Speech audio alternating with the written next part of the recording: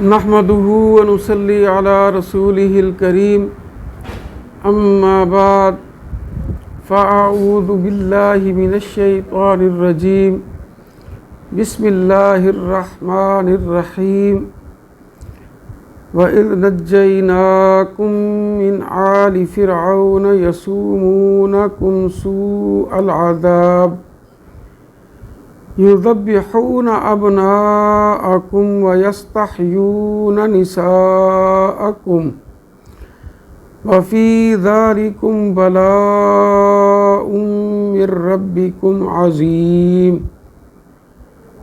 اور اس وقت کو یاد کرو جب ہم نے تم کو نجات دی فرعون والوں سے، وہ چکھاتے تھے تم کو بہت بری سزا، وہ ذبح کرتے تھے تمہارے بیٹوں کو اور زندہ چھوڑتے تھے تمہاری بچیوں کو، اور اس بات میں آزمائش تھی تمہارے رب کی طرف سے بہت بڑی۔ صدق اللہ العظیم وصدق مولانا علی رسولہ النبی الکریم۔ محترم سامعین حضرات، آج ہم نے سورہ بقرہ کی آیت نمبر 49 تلاوت کی ہے۔ تو اللہ رب العزت اپنے احسانات بتلا رہے ہیں جو انہوں نے بنی اسرائیل پر کیے۔ یہ بنی اسرائیل پر بہت بڑی ابتلا تھی، اللہ رب العزت کی طرف سے بہت بڑا امتحان تھا، بہت بڑی آزمائش تھی۔ کاہنوں نے فرعون کو بتا دیا تھا کہ ایک بچہ بنی اسرائیل میں پیدا ہوگا کہ جو تیرے لیے خطرے کا سبب بن جائے گا اور تیری یہ بادشاہت ختم ہو جائے گی۔ تو فرعون اور اس کی آل جو قبطی لوگ کہلاتے تھے، قبطیوں نے بنی اسرائیل پر ظلم کے پہاڑ توڑ دیے۔ ایک تو ان سے سارا دن مفت میں مزدوری کروایا کرتے تھے اور صرف 2 وقت کا کھانا دیا کرتے تھے، اور دوسرا جب کاہنوں نے ان کو بتلایا، فرعون کو بتلایا کہ ایک بچہ بنی اسرائیل میں ایسا پیدا ہوگا جو تیری بادشاہت کو ختم کر دے گا۔ اب اس نے کیا کیا کہ بنی اسرائیل میں جتنے بھی بیٹے پیدا ہوتے ان کی عورتوں سے، ان کو وہ ذبح کروا دیا کرتا تھا، اور جتنی بچیاں پیدا ہوتی ان کو وہ چھوڑ دیا کرتے تھے۔ اس طرح پھر بنی اسرائیل میں عورتوں کی کثرت ہو گئی اور بچے پیدا ہونا کم ہو گئے، کیونکہ وہ قتل کر دیے جاتے تھے۔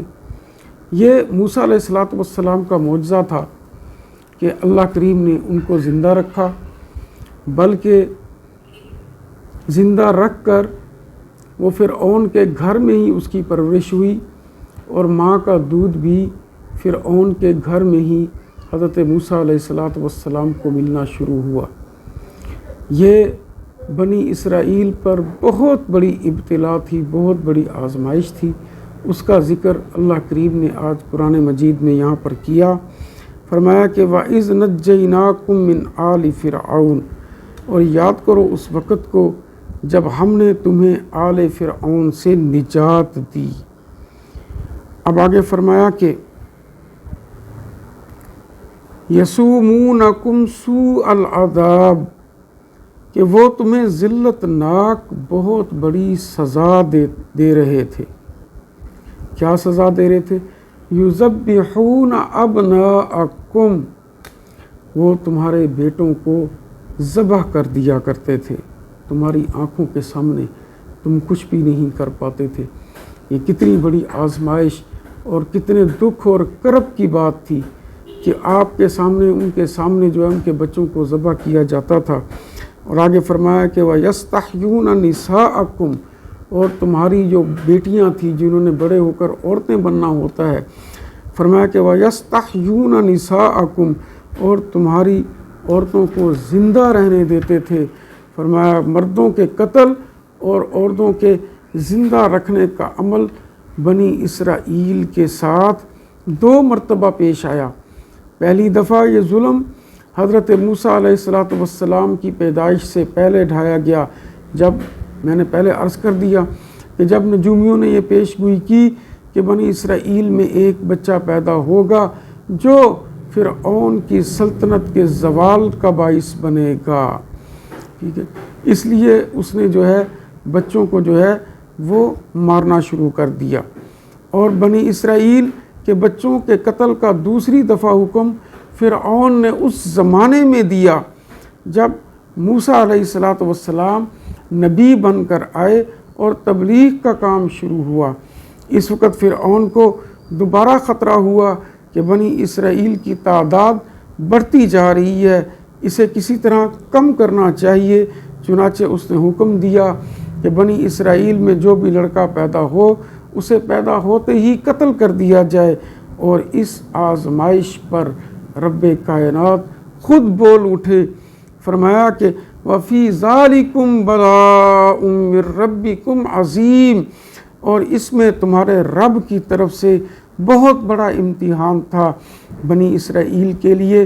واقعی یہ بہت بڑی آزمائش تھی کہ اپنے بچوں کو اپنے سامنے ہی ذبح ہوتے ہوئے دیکھتے تھے، لیکن اللہ کریم نے ان کو اس آزمائش میں کامیاب کیا، اور جب بنی اسرائیل اس امتحان میں کامیاب ہو گئے تو اللہ تعالیٰ نے انہیں اس ظلم سے نجات دے دی۔